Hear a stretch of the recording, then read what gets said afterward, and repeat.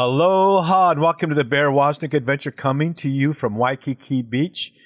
It's a very sad day here in Waikiki. I look out the window and I see, well, they call it the Pacific Ocean because it's supposed to be peaceful, but normally here in Hawaii we have good surf. It's been flat for weeks now, and today is the flattest day of all. So we're all suffering here, suffering for Jesus in paradise. We have a really cool guest with us today, BJ McKay. We just had a good time together the last couple of weeks here in Waikiki, and we're going to talk about leadership. We'll be right back with more of the Bear Woznick Adventure.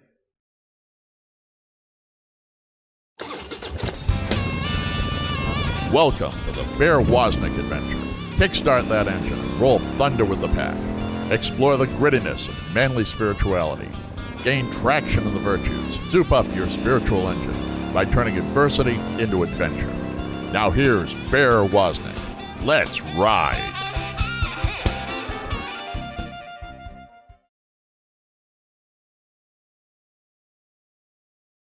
Aloha, welcome back to the Bear Woznick Adventure.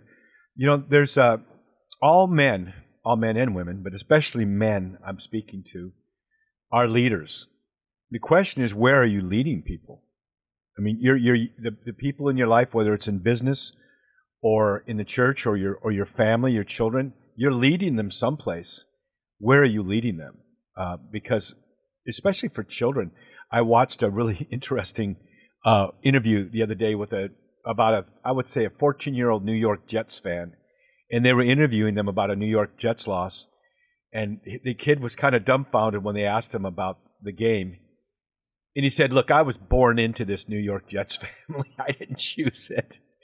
And I can't stand the Jets. But I love the Jets. I can't stand them, like that.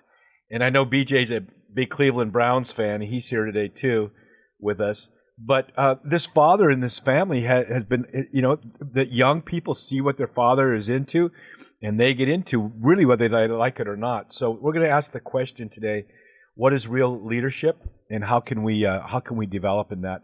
Leading our own souls, leading our families, and leading in business, all those attributes. So we've got BJ McKay on the hook here today. Aloha, BJ. Welcome to the Bear Woznick Adventure. Aloha, Bear. Thanks for having me again. I appreciate it. So let's see now. You were in Waikiki here. You were talking to the people at the Outrigger hotels, which we love. They're family owned. They're all through the Pacific arena here, but also I think you just use it as an excuse to come out here and surf. So how was the surf while you were here? How was your surfing? Well, it's all compared to the lakes in beautiful Indiana. It was spectacular. So I got to learn to surf on one of my days there from one of the old school beach boys named Lumpy. Lumpy, and yeah. I got up.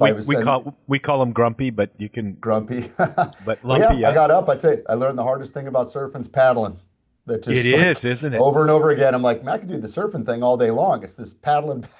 Well, men like you that are strong, upper body strength, it can actually be a deterrent because that muscle gets in the way sometimes of that free flow. But I know you have a CrossFit gym and you train in CrossFit, so the muscle that you have is mostly functional. It's not like curls for the girls. It's actually muscle that's functional. What is this? What is CrossFit all about? I mean, you must love it so much that you go to the gym. Yeah. I mean, I've been doing it for about 15 years. I've owned the gym for 13 years out here in Indiana. We have roughly about 14 coaches. I have a leadership team of 3, and we have roughly around 250 athletes that train with us in 2 locations out here in Indiana. And what CrossFit is a constantly varied functional movement performed at high intensity. And that's all relative to the individual. I mean, there's different outskirts of CrossFit. There's CrossFit Medical, there's CrossFit Longevity, there's CrossFit Football, track. There's all these different avenues to apply CrossFit. But the fundamental philosophy was I was a Division I athlete. I was a pole vaulter, and I was athletically homeless when I was done with school. Yeah. And CrossFit was the closest approximation. You were doing gymnastics, you were doing jumping, plyometrics, weightlifting, powerlifting, running. Like, you're doing everything to the Are you pushing tires around too? Yeah, whenever we can. Like, whatever's, it's like weird object. What we don't do enough, Bear, if I have to have a criticism, is enough. We don't do a lot of twisting. Well, so that's whenever what I have to twist, whenever we have to twist, I'm always a little sore the next day. That's interesting. in terms of crossover to surfing, the thing that I learned surfing that you don't really do a lot in CrossFit was flow. I just Hmm. put my arms in the water and I was just slow and I was still moving. I was still making progress and it wasn't this Yeah. vigorous, let's get out there as fast as we can. It was like, all right, breathe, Yeah. Yeah. recover, aim yourself. It's going to go, take a break, get Yeah. back out there and go. It was a kind of a more of a meditative Oh approach yeah. that Oh was, yeah. once I figured that out, I got to keep my breath a little bit more, which was good. But I think I told you I know Krishna Koya, the Nigerian Nightmare, the great yeah, fullback. I think for the Chiefs, I took him out there. ESPN wanted some film, and we took him out. Even after he was in the Hall of Fame and retired, he was so strong, and he could barely paddle because he was so strong. And when I was training for the world titles, in tandem, it's where you lift a woman, my beautiful bride, when we surf. I trained with someone here called Lynn down at the base of Diamond Head. I used to live over there. She was a world-class weightlifter and trained a lot of people who had been injured, whether in UFC or boxing or other sports, mm, got them into shape. But I remember how I met her. I saw this woman out on the street pushing a pickup, and I got up and I jumped out of my car. She said, "You need some help?" She goes, "No, I'm training." And and then the next time I see her moving this big truck tire, end to end down the street. And so I went to her gym the waves break right on the seawall, and then there's the room where we lifted weights. And mm. I'm telling you, BJ, she would cuss at me and yell at me, and all we did there was deadlifts and bench presses. She said all the other stuff takes care of itself, but she got me ready. But then we would go down to the beach, and I would put my tandem partner in a lift in the sand and run along the beach while my partner was in a lift, or we'd do crab walks across the sand. So Mm. she really got me ready for chasing world titles. But CrossFit is such a great, I think, isn't it a great allegory of the Christian life? Just the word that it's CrossFit. Yeah, right. There's that, but I think that there's also, I think that this will cross over to some of our conversation later. It's like the place where your ego goes to die. You get in there and it's like Yeah, everything's measured. We track everything. You're inevitably going to find a weakness. And 100% of people, you're not unique. There's a yeah, weakness that will expose itself. And every year there's something called the CrossFit Open where everybody in the world has an opportunity to compete to get to the CrossFit Games. It's almost like if everybody got to compete to go to the NBA or yeah. everybody got to compete. It's It's open. just a cool, unique, global thing. And we all do the same workouts. Inevitably, it What? always finds your weakness. Inevitably, over the course of 3 or 4 workouts, you're doing great, and I'm like, oh, I'm 250th in the country. Then I'm like 5,000th on the next workout, and then you're out of it. You're like, it's Yeah, like being in yeah, Vegas where you're like, I was so close. That cherry yeah, almost came. It's like, yeah. so I think in connecting back to the Catholic Christian life, I mean, we have standards, we have Yes. mechanisms, we have protocols, we have apostolates, like we have ministries, we have all of these mechanisms and ways to align us to the smooth path that we hear about in Yeah, the Gospels. the discipline.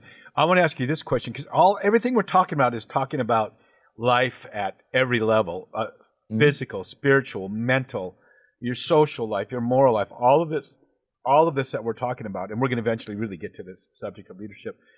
What is the difference between motivation and discipline? Motivation's cheap.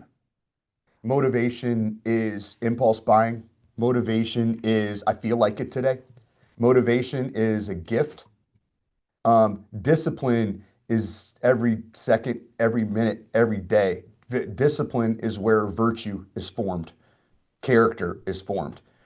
So most people, like whether they're doing diets, I want to lose weight, I want to get stronger, I want to be a better leader, I want to make more money, like whatever avenue I'm coaching even leaders on.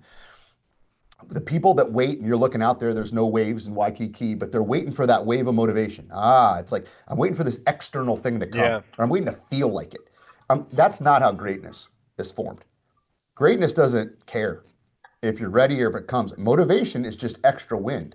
It's just extra yeah, push. It yeah, should be an extra, but I think the world waits for, and a lot of men waiting for, like they're getting dragged sometimes, and it's like, yes, wow, well the motivation's going to come, but the discipline is it lives in this two spheres that are just beautiful because they are 100% your fault. mm, Self-awareness and self-management. It's just you versus you. Yes. And when you have discipline, you make the choice as to where, like, how much of your weaknesses and inefficiencies and the places where you have proclivity to sin that you own and say, I accept that that is the cross I have to bear. Self-management is, what are you, BJ? What are you, Bear, going to go do about it? And what are you Not going to do tomorrow? Yeah. What are you going to do right this second to take tangible action? And like, I think sometimes the waiting game, whenever someone's waiting for something, I think they're waiting for the motivational wave to make it more comfortable, make the timing right. And I Right. think that's and I call it cheat, because it's like, why would you work out 5 days a week? You're already fit, Bear. Like, you Yeah. could skip 3 days. You could do Because all that but in stuff. 3 days, you lose so much. Well, so we got to take a break, BJ, but we're going to come back, talk more about this. I want to talk about, I asked you the difference between motivation and discipline, and then I want to ask you about habit. We'll be right back with BJ McKay, a man who trains people, business executives, and young people through the Seek conferences, and in his CrossFit gym, Principles of Leadership. We'll be right back with BJ McKay and the Bear Woznick Adventure. BJ, how can people find you? I think the best way to find me, where I'm most active, is actually on LinkedIn, which is Brian BJ McKay. Brian BJ McKay, Brian.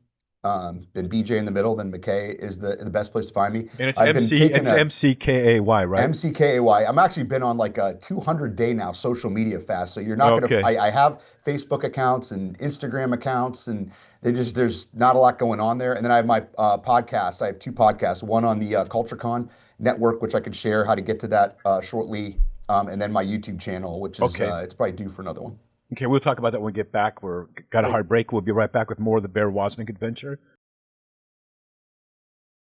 Schoolofmanliness.com is a place for men of grit and grace to join together, to inspire, to encourage, and to challenge each other to grow in manly virtue. Members receive morning man meditations, a monthly curriculum that is rich with audio, video, and written content, and a trail guide to help you map out your new trajectory. Many of our members lead their sons through this same curriculum. Your membership gives you access to both the Man Cave, which is our non-Facebook type community, and the School of Manliness. At schoolofmanliness.com. Become a member at schoolofmanliness.com. Deep Adventure Ministries is grateful to Notre Dame Federal Credit Union for underwriting the Bear Woznick Adventure on EWTN. Notre Dame Federal Credit Union provides car loans, mortgages, SBA loans, and depository accounts nationwide, as well as 24-hour support. Go to deepadventure.com to find their link, or go to NotreDameFCU.com.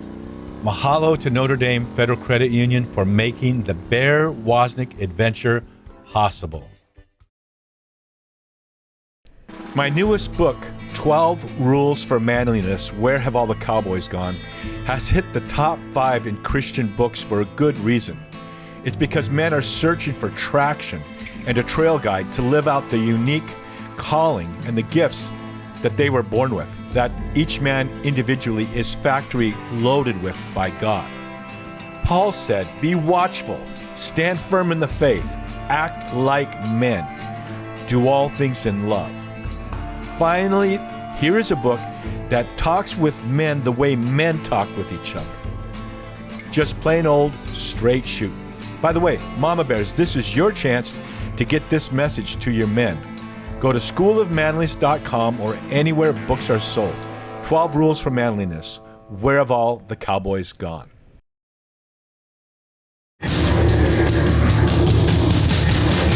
This is a warning. The Bear Woznick Adventure is dangerous.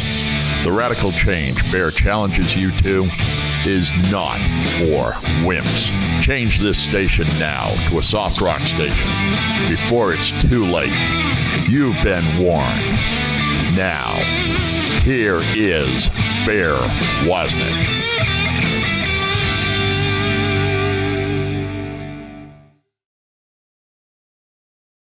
Aloha, welcome back to the Bear Woznick Adventure. We call it the Bear Woznick Adventure because each of us is on an adventure that, as often takes place, is when God interrupts our life and says, no, not this way, we're going to go that way. And sometimes that's a way of adversity, and sometimes it's a way of fun, something that is exciting. But any way you look at it, life is meant to be an adventure. And it starts with that most dangerous prayer of all, Lord, not my will, but your will be done. When you can say that, it's like jumping out of an airplane skydiving. There is that trepidation before you jump. In fact, I remember being in an airplane once, and the guy in front of me didn't jump and lost his bowels. And trust me, after that happened, we were all really excited about jumping. And there is always trepidation. There's this sweaty palm feeling in life sometimes. But once you jump and you're in free fall and that canopy opens, you feel like you can conquer the world. So there are things that God is calling you to that you actually desire in that place in your heart that is the place God plants desire, not passion, not feeling driven, not emotionalism, but actually something in you that God's placed you to do. And we want to help you to unlock that and to talk with BJ McKay today, our guest, about pursuing God's call in our life and about leadership. We asked him the difference between motivation and discipline. Motivation, he said, is like cheap energy, and it's true. It's motivation for action, but if you're waiting for, like in Hawaii, when we paddle out in big waves, we paddle out and we can't surf without the big waves, but we're attentive. When it's really big, you can see the big sets coming several minutes before we get there. And the wave's coming from a certain direction, and it's going to break on the reef in a certain way, and you paddle to meet that wave. You don't wait for it to come to you. You paddle to the peak. And that's more than waiting for a wave of emotion to hit you. That's pursuing that goal of riding that big wave. If you want to have the ultimate rush in life, you have to be willing to pay the ultimate price. You got to go for it. But BJ, initially there's that moment of saying and you know what, the worst thing people can do is make a commitment to themselves and break it again and again and again. It's making simple decisions. I will get up a half hour earlier today so that I need to spend a half hour in a prayer and at least a half hour working out, or whatever that commitment is. You need to make those small decisions. But what's magical about, I wouldn't say magical, but what's powerful is that when we move from motivation into discipline, within 30 days, discipline says, okay, you got this, and something called a habit takes over. If you're used to getting up every morning and going for that run, the first 30 days are discipline. After that, it's like your body, your mind is saying, hey, it's like a dog saying, take me for a walk, let's go. Or the discipline of prayer. Once you've done 30 days, or let's say at the most 100 days, it's like free energy. You've paid the price through discipline, and then it's like your body saying, because the Catholic Catechism says that virtue is a habit. And the battle begins in the mind, in making a decision and moving forward. So I know I kind of introduced the topic, and but I know you have a lot more to say about that. How do we move from that wave of motivation into discipline, into habit, into basically a whole new way of life? Piece of cake, right, Bear? It is. It actually is. It actually is. It actually is. Discipline it feels so right when you're disciplined. It makes you happy. Well, I think I would start the conversation when you're talking about that man or that woman that's sitting there and saying, look, I need to do this. Like, I made a commitment to myself. I would go back even further and say, who is I and who is me? Do you even know why you're doing anything? Have you taken an inventory of like who and what you are? Because I think what drowns people out from starting things is they are so greatly underestimated how many things in the material world that they are attached to. And they think, oh, well, my spouse's opinion or my parents in this and my employer that. I'm like, you're not even to the lower part of the iceberg yet of everything that you call yourself, think you're supposed to be. And it's like getting a world-class sprinter. I mean, we were made in the image and likeness of God from the moment of conception. We had it all. We won the race, didn't we? To get the millions of sperm racing to the... Boom. We won. We're awesome already. Yeah, and immediately we get out of the womb and after several months, we'll just start ruining it. And I think what happens is we're attaching also. So I tell this analogy when I do leadership training. It's like, hey, you have a team. They're like a world-class Jamaican 4x100 team, like world-class, ready to go to the Olympics. And I have a bunch of middle schoolers that are just learning how to run. In your world, with all your attachments, every attachment is another 6 inches of water that we put on the track to make them run through. So now I have your Jamaican sprint team up to their neck. And my middle schoolers who are not as smart, ready, or capable only have 1 inch. My team's going to dust your Jamaican sprinter. They're smarter, they're better trained, they have more, it won't even matter. And so on the spiritual journey, when we're thinking about, well, why can't I start? I'd say stop at I. Stop at all those things that are beneath the surface. I'm like, what even are you? What do you call yourself? What do you identify with? Because once I figure out that when I'm coaching somebody, I can start shedding all the things that don't belong anymore, that have taken up too much mental, emotional, and spiritual real estate that don't actually matter. They're not decisions you even made. They are identities you've accepted. They are things that yeses you shouldn't have given. When you peel it back, it's weird, Bear, how much time we actually have. How much, wow, like what, I gave myself permission to not care about that at all. And I'm like, wow, like, so how many hours of a day did you get back? A week, a month? And I'm like, now, guess what? Okay, what we're going to work on together today, Bear, cost you it's net zero. It's actually already giving you time back, and I won't take you from any of the things you think I was going to bother you about. All of it remains intact. It's only the things you shouldn't have been doing anyway. So I think when we get started, pre-habit, we don't do enough, particularly men right now who are starving for an identity that is valiant, that is like a little bit untamed, a little bit like that part of us in there that there's really no like healthy spot in the material world right now. We're like persona non grata. So when that's the outworld and you're looking out there for it, you're not going to find it. So you got to go back into your cave and your place and say, hey, I need to just rest. And yes, rest. Yes, think.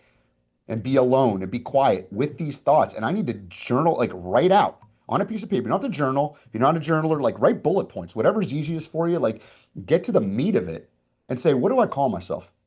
And just keep, and by the way, I think when I'm working with folks, I think this is a multiple sitting over multiple week exercise. Yes. And once you have it down there, you're like, oh, so I'm trying to be 55 different things. I'm like, yeah, no one's got time for that, Bear. Me neither. Like, that's not how rockets get to outer space. That's not how amazing things are happening. Amazing apostolates start. They don't start. They start by shedding it to, I'm about one thing, and the one thing is my priority. And I know it, I'm choosing it. And now I reorder. That's right. Everything else around it. I know my dad used to draw a picture on the wall because he worked a lot with leaders too, and he said he would show arrows pointing all different directions, odds different direction, and he said this is fractured energy. Because people will ask me, how do you do it? You have a radio show, TV show, you write books, you have a CPA firm, you train at a world-class level in your surfing. Like something like that, Bear? It's exactly my dad's drawing. Yeah, exactly. He's got it in his book. It's because all of these arrows in my life point to the exact same direction, whether it's a radio show, I'm trying to reach men, and through men reach the world. Through the TV show, reaching men. Through the books, reaching men. Where I speak, reaching men. And even in my my life as a CPA, it's what type of work I do. It's a lot about vision forming for people to help develop their business. You know, so it's you can do a lot of things, but don't mistake. My dad used to say, don't mistake motion for progress. Don't mistake busyness for getting anything done. And so this is where you go back to the I. Who am I? And I was talking with Father Bryce Lundgren, his new book, The Catholic Cowboy Way of Prayer. It's a series of books of his. And he was talking about this too. And then the guy before that I interviewed, Joe Resinella, was saying the same thing.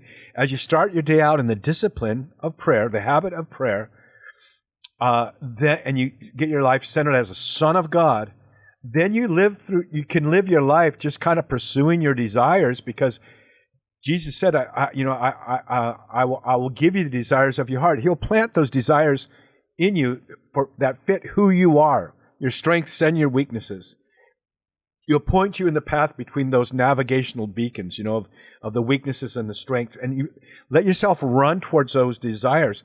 But one of the things that you're pointing to, I think, is so much like an Ignatian spirituality. What voices are you going to listen to? And you start your day, there's that voice that accuses you. Who is that?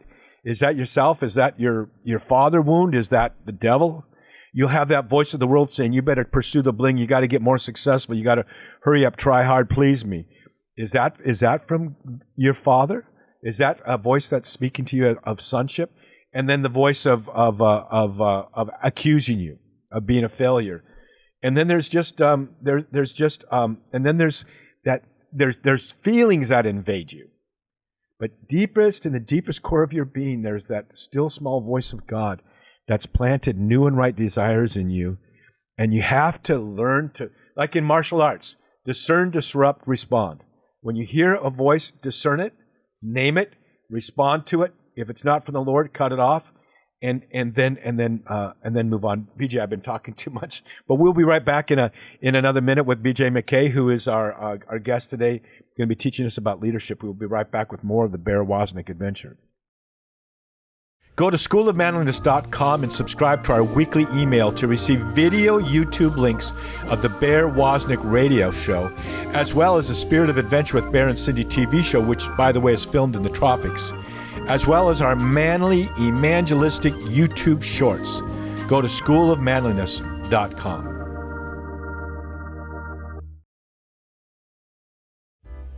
Here is a YouTube video short which is based on an excerpt from my newest book, 12 Rules for Manliness, Where Have All the Cowboys Gone?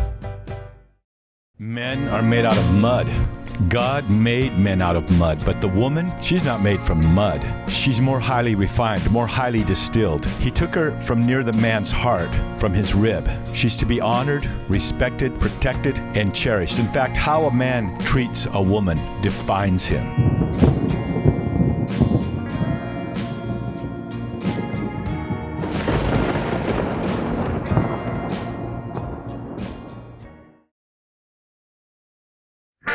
People love our EWTN TV show, Long Ride Home with Bear Woznick. Thanks to you, the show has won 4 different Tally Awards. And now, instead of waiting each week for the next episode to air, you can actually binge watch our show and even share it with your friends when you go to deepadventure.com and join the Mama Bears or the Man Cave. Along with all the other benefits, you get total access to all the seasons of our aired episodes, plus instant access to episodes that won't even air for several months. Long Ride Home with Bear Woznick, a great way to communicate the gospel in a gritty enough way that even tough men will stop and watch at deepadventure.com.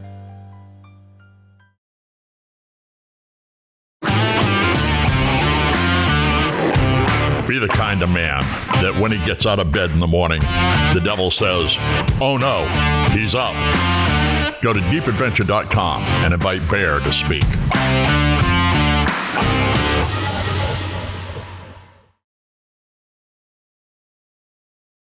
Aloha, welcome back to the Bear Woznick Adventure. I want to invite you to go to Amazon or our website, School of Manliness, or EWTN catalog, Catholic bookstores, and get our book, 12 Rules for Manliness, Where Have All the Cowboys Gone? It's a book that talks with men the way they would talk if they were sitting on the back porch having a shot of whiskey and a cigar together. It's just good, practical, the way men speak. So we encourage the mama bears out there to get that for the men in their family. We encourage the men to get 12 Rules for Manliness, Where Have All the Cowboys Gone?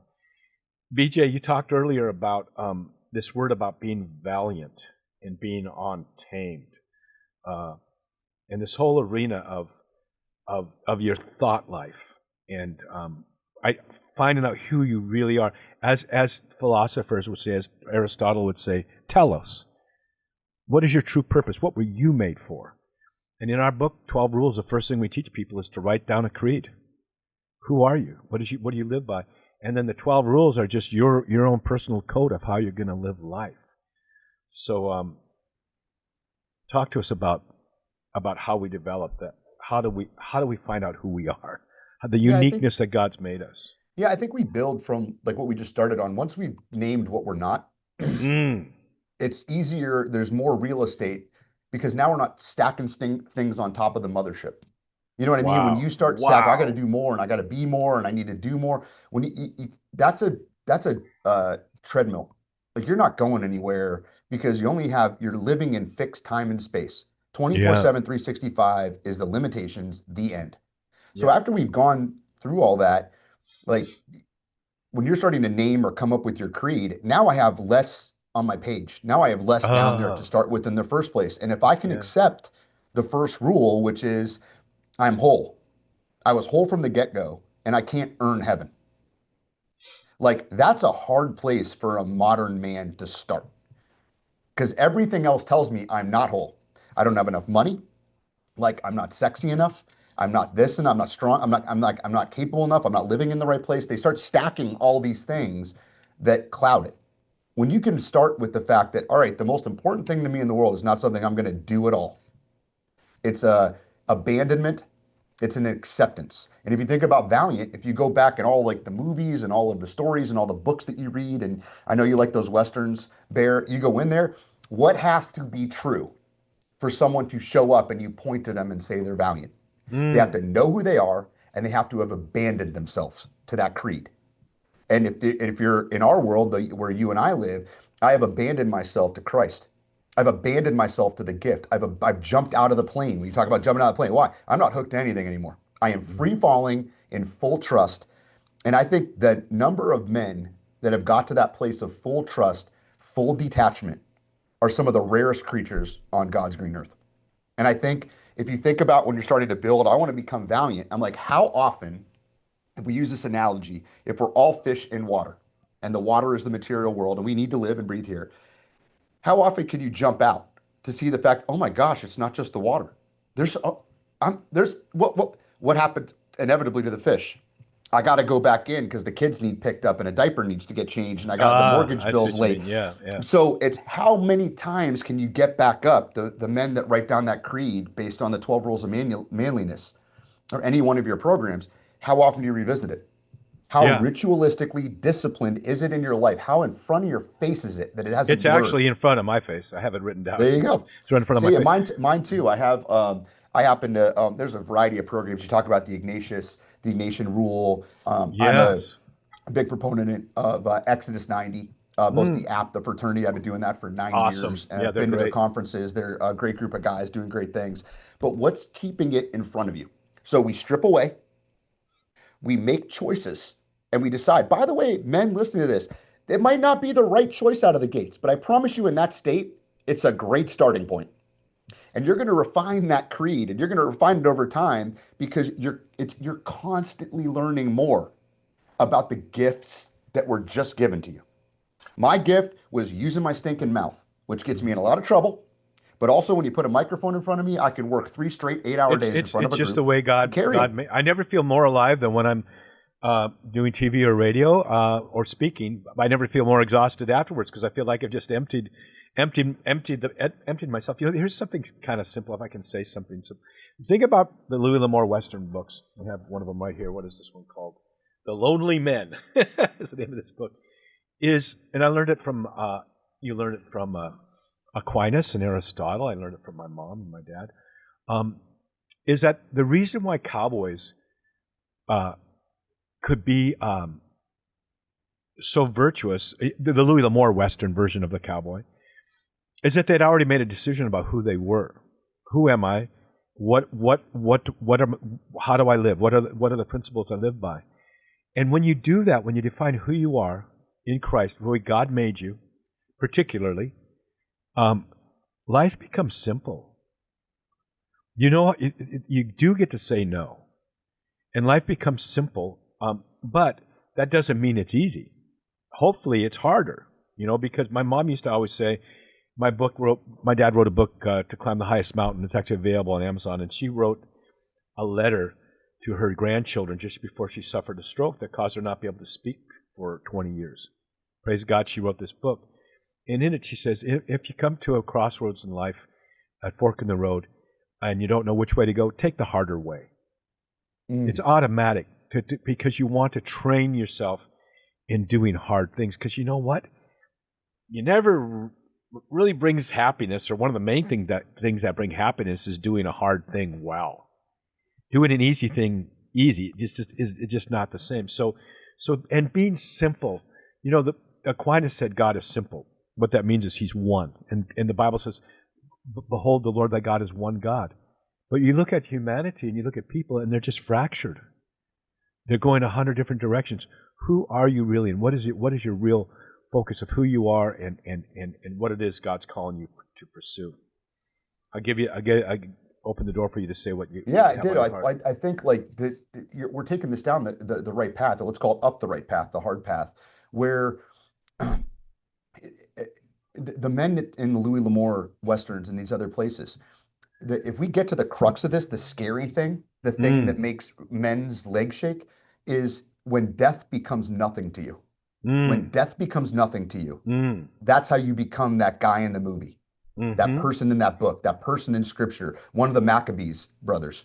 Yeah. Where you're like, man, it's like, dude, it's like they didn't even care. Or the story of Daniel and like the men in the furnace. It's like, yeah, we'll go in there. And that makes you, God will save us or He won't, but we don't care either way. We're not bending down to you. You look at that and you're like, could I do that? Well, no, if you're even thinking about that, probably not, because you're not acquainted with death. And by the way, when I talk about death, yes, I'm talking about the ultimate physical bodily death, but I'm also talking about the death of your ideas, the death of your identity, the death of your ego. When's the last time you were embarrassed? When's the last time you were humiliated? When's the last, like all of the things, that's death practice. Death practice, when I get an idea, I'm going to share this with Bear. BJ, I hate that idea. Whoa, he hates that idea, but here I am. I'm still sitting here.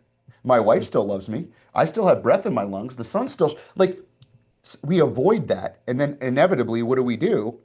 We lean into the things you talked about before, like the easy road. You talked about take the hard one if you have a choice. The easy road, there's nothing wrong with comfort. When you're hearing this, I sometimes carry the banner of like, man, does everything have to involve suffering for you? And I'm like, that's just me. But like, I like a fine glass of wine. I like a good beer. I like it when a day goes nice. I like nice weather. I like all kinds of comfort, and I can fully accept them, because if you're sitting in a place right now, it's like, but I'm not happy here. And I'm like, if you say I'm not happy here, I can put you anywhere else. And whatever happiness you have is temporary and cheap. Yeah. Can you even be happy here? In the trenches? In this terrible job? In a marriage that you're struggling in a locale you don't like, with family? Like all the things that people point to. And weirdly enough, they're all external, isn't it? If this was different. And I'm like, if you would aim the work to these little deaths, these hard conversations, these things, they're little deaths because your ego is built to keep you safe, not make you valiant. It wants to push things away. It wants to push away. Don't let anyone threaten your ideas. If they kill your idea, they're the bad guy. The more you let those barriers, you bring them back in and be like, you know what? I'm going to take it. I'm going to say this idea. I'm going to address this with my spouse. I'm going to talk to my children about. It's scary. You can't hide the fact that some of those things, I'm going to have my boss, and this could get me fired.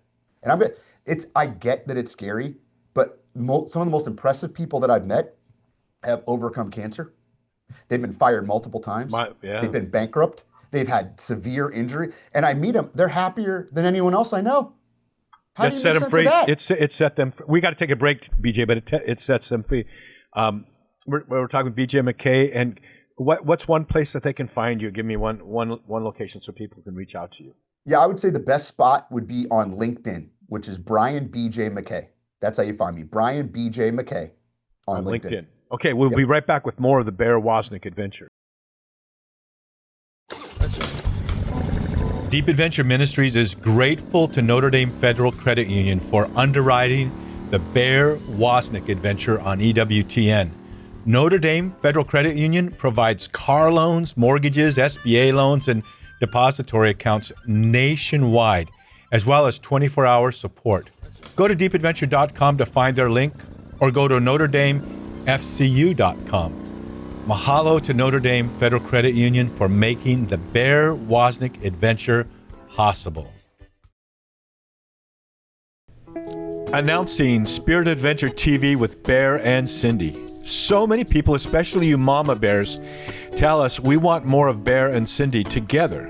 Well, we're happy to announce our website, spiritofadventuretv.com, as well as our YouTube channel, Bear Woznick Spirit of Adventure, where you can watch Spirit of Adventure TV with Bear and Cindy. Join us where we live in the Hawaiian Islands or where we sail our boat, the Spirit of Adventure, in the Caribbean. Experience both adventure and serenity with us as we share our life together, as well as the joy and the wisdom of our faith. Go to spiritofadventuretv.com to find out more and subscribe on YouTube to Bear Woznick Spirit of Adventure. And join us, Spirit of Adventure, with Bear and Cindy.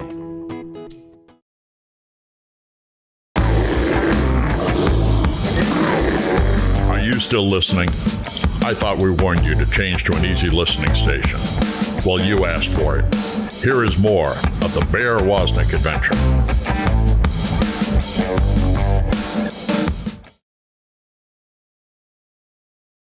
Aloha, welcome back to the Bear Woznick Adventure. Men, go to schoolofmanliness.com and join the Man Cave in our School of Manliness. We have Zoom meetups. Well, they're not Zoom. They're actually an internal capability that we have within our Man Cave. But once a month we get together, video call with everyone together, and we talk story together. And on the Man Cave, it's like a non-Facebook community of men. We challenge each other, encourage each other. Every Saturday morning, you get that week's curriculum from our School of Manliness, which may be a video or an audio or self-assessment, something you can do with your sons too. And every morning, you get a couple sentences sent to you from the catechism as we go through the whole catechism together. So go to schoolofmanliness.com and join the Man Cave. We're here today with our friend BJ McKay, who we're talking about personal leadership in our own lives and leading others. You know, BJ, Pope Benedict said these words: "You were not made for comfort; you were made for greatness." Those don't go together. And I was also thinking about Aristotle when you were talking about happiness. Aristotle said the key to happiness is the pursuit of virtue. And the virtues he thought about was justice, self-mastery, prudence, fortitude, and of course, Paul added faith, hope, and love, the three theological virtues. But happiness is people, and some people go, "Well, maybe I shouldn't want to be happy. Is that a bad thing?"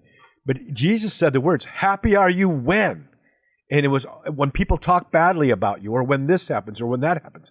God wants you to be happy, but happiness, I remember once I was walking on my campus at Baylor. I was about 19 years old, and just giving my life to the Lord. And I wrote a poem. It was, let's see, how does it go? Okay, so happiness depends on happenings. It comes and goes like the tide. But joy comes from the Holy Spirit inside. So there's a difference where only good things happening to us is going to make me happy. But the pursuit of the true good is what makes a man happy. And what makes a man happy is to lay his life down for the people in his life. In Hawaii, we call it kuleana, taking personal stewardship. And in Hawaii, we use the word imua, strength, moving forward. So open up your heart. You got 7 minutes to blast away, BJ. What do you have to share with us? BJ I McKay. think if you're listening to this, you're a man, you have men in your life. I think the first step's the hardest part. Like, we're talking about a lot of big ideas here, like big with a ton of gravity and weight to them that are like, what's the measure of me in the whole scheme of things? And those are big, scary things amidst the little distractions and things in our life that are I must to. And I think that to take the first step in some of these, what do I do to become that man where I finish listening to this and I'm like, I need to do something. And I think that's where most people start stumbling right out of the gates. That's something that people would do. So I think my challenge and like what has worked for me, if you're a Catholic man listening to this, join something like one of Bear's programs. Sign up for Exodus 90, like the minute, like stop, pause this and do it right now. Pick up, go on to Amazon, pick up Ignatian spiritual exercises. Take an action, a tangible action. Because what will end up happening is these things start building on each other. Yes. When I start doing that, and guess what happens next? I've set something in motion and I can go back to the burdens of the day. Then that book shows up. Or the first email comes from from Bear. Yeah. Or right. and then you have it, you just get to the next decision. You have to shrink it down that, all right, I did it and it's over. And it was quick. And it was initially, and I know this is kind of counterintuitive, it was painless. So that's it. Now I started. No, now you have the narrative. I'm the type of man that blank. And you're just going to start stacking the next decision and the next decision. And I'm just going to read this email. I'm not going to do what it says. I'm just going to read it. Great. That's a great next. I'm the type of man that opened that email. I'm the type of man that opened the app. I'm the type of man that pulled out the Ignition Spirituality and I read the first page. Like, it's just stacking what can fit in there, and you get to build them along the way. So change your measurement criteria. You're fighting, and I talk a lot about men in the world today in the material world. You're rowing up a waterfall in a lot of ways. And the fact that the culture has no interest in you needing less to be happy, zero interest in you needing less to be happy. All the people in your life, there's zero interest in you not being able to give them more of your time, your energy, your emotion. There is no, that is, the incentives are opposite. So if it's not hard, I can promise you, you're probably not doing anything at all. At some point, it's going to get hard, and you're going to get to the crux of it, where there's going to be a decision that has to get made. There's going to be a hard conversation. But if you're doing these little things on your own, within the little time spans that you have, you are doing the exercise. You are building what we started with, the discipline in spite of motivation. That it's so little, I could keep doing it. And if you want to supercharge it, Bear has his show where he's riding motorcycles with folks all around. He's always by himself, right? Never has any men with him, right? He's all alone. In a man cave, it's just one-to-one. There's no one else involved. Find one or two other people. I promise you, you're going to be that person reaching out, that disciple, that apostle that's reaching out to somebody. I promise you, if it's another man, they are starving for that text or that phone call. Say, hey, I was thinking about doing these spiritual exercises. Would you do it with me? I was thinking about joining this school of manliness. Would you want to do it with your son too? You would be shocked at like how many yeses you get back. What do we do next? What do we do next? Show some leadership and do that. That's it. And by the way, what did you now obligate? Oh, you just asked me to do another obligation. I just did, didn't I? Obligation to what? Obligation, that thing we've been talking about in the whole arc of our conversation today, Bear. Just take one more step. Yeah, and take action. I think small decisions. It is, and I think that what happens at the end when I start doing all these things? What should I be feeling at first? If you don't feel some resistance, you're probably not doing it. If you don't feel some discomfort, if you don't feel like you can't fit it, and by the way, this is where I love excuses. If your brain, which is not who you are, doesn't start generating excuses, you're probably not doing it either. Yeah, so excuses are your friend. The pushback is your friend. It's that exactly. road. It's because sorry to jump in here, but it's like if you're not experiencing some resistance, it means you're not fighting. If you don't feel, if you're not, it's like even the war in the moral war. People I used to drink and party and do all this, and now when I do that, there's a thing in me that says I shouldn't. It's because there's a change going on in you. I remember BJ pedaling my bicycle from San Diego over the coastal mountains, through the record-breaking heat of the desert, into the face of tropical winds in Texas that I had to pedal down the hill because it was so windy in my face, across the United States. You know how I did it? I got on my bike and I pushed one pedal stroke. Sometimes I had to get off and walk it up a mountain, but I would do one pedal stroke and then I did the next one. And in the early mornings, when I'd first start, the blood wasn't filling my legs yet, and it would be hard. But the first mile, 2 mile, after about the third or fourth mile, there was a freedom, there was a flow. And then 85 miles, 90 miles later, I'm done for the day. When I paddled my surfboard from the island of Molokai across one of the most treacherous channels in the world to the island of Oahu, you saw how far Molokai was when you were here. It was by paddling one stroke at 4 in the morning in the dark with my compass aiming towards Oahu, and then another paddle, and then another paddle. It just takes one good decision and then another good decision. You don't have to conquer the world, but when you do those decisions, and I was remembering something else. Someone gave my dad a painting once. It's of the Mayflower, Columbus, not the Mayflower, the Nina, the Pinta, and the Santa Maria, and they're sailing. And two of them are falling off the edge of the earth in that waterfall. And there's guys in a boat rowing back up that waterfall you mentioned. And then at the bottom it says, "I told you so." But don't listen to those naysayers that say you told you so, because when you take the boldness to move into a whole new world, a great adventure begins. You got a minute to wrap this up, BJ. Yeah, I have two things. One is if you do take those things and take those words and feel them emotionally and they affect you, rename them fuel. Rename them fuel. When you get them, they're fuel. It's not pushback. It's exactly what I expect. Yeah, when you get a negative affirmation, naysayer, negative thoughts, your own negative thoughts, your fuel. own negative traumas Thank from you. the back. You just gave me fuel. It's fuel. Good, great, good. And Jocko Willink, the ex-Navy SEAL, he talks about that all the time. It's great. My last note, my last call to action for everybody, if everything we talked, I don't know anybody I could reach out to with this. This is kind of my own personal religion. I challenge you, write how the day you're going to die, how old you'll be, and work backwards in 20-year increments down to 5-year increments. Those are your new mentors.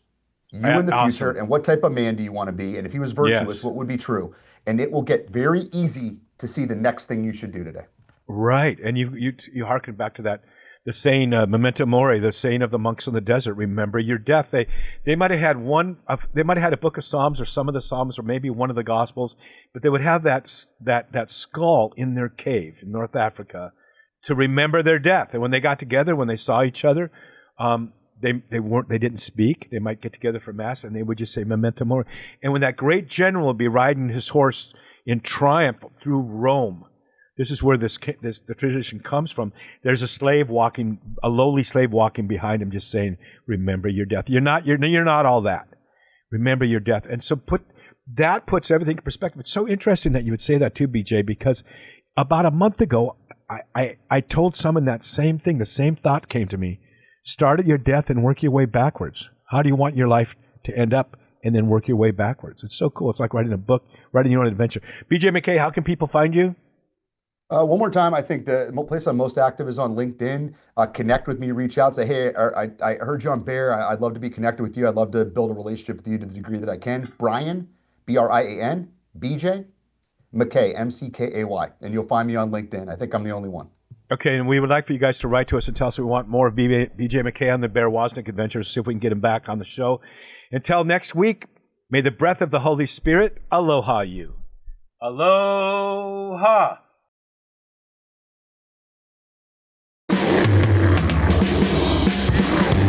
Thanks for listening to the Bear Woznick Adventure. Find more manly conversation at the Bear Woznick Deep Adventure YouTube channel. Subscribe and ring the bell.